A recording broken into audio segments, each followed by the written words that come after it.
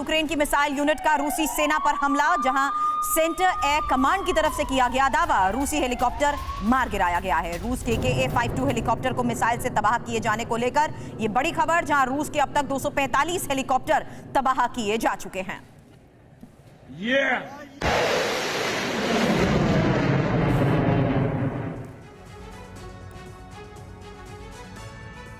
तो देखिए, रूस को भारी नुकसान हुआ है और पुतिन जाहिर है बहुत परेशान है।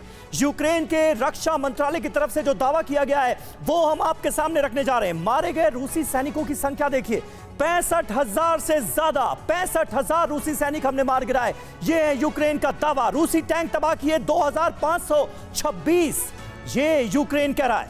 तबाह युद्धक वाहन 10,500 से ज्यादा। रूस को बड़े नुकसान का दावा।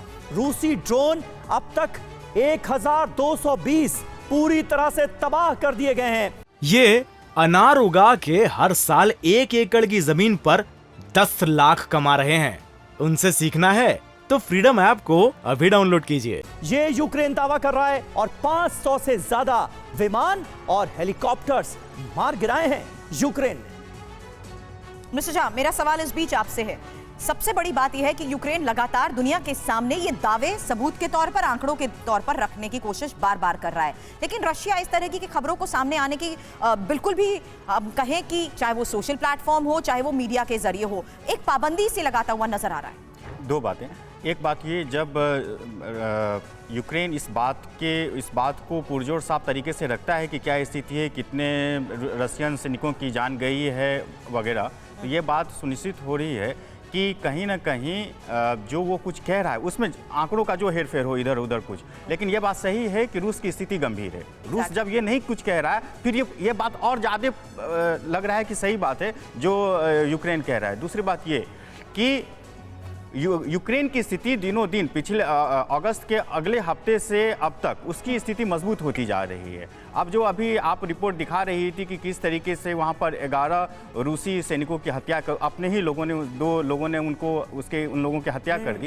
ये स्थिति और गंभीर बना रही है कहीं न कहीं इंटरनली, और आने वाले वक्त में ये स्थिति और गंभीर होगी क्या? चतुर्वेदी जी, किस तरह से बेलगोरोद में जो हुआ है वो दरअसल अपने आप में बहुत बड़ी खबर है। क्या जो रिजर्व फोर्सेस के सैनिक हैं उनमें आपस में मनमुटाव बढ़ता जा रहा है और इसकी वजह हताशा है, या फिर जो बाहरी लोग हैं वो कहीं ना कहीं घुसपैठ कर चुके हैं इस ट्रेनिंग कैंप में, जिसका यह नतीजा है?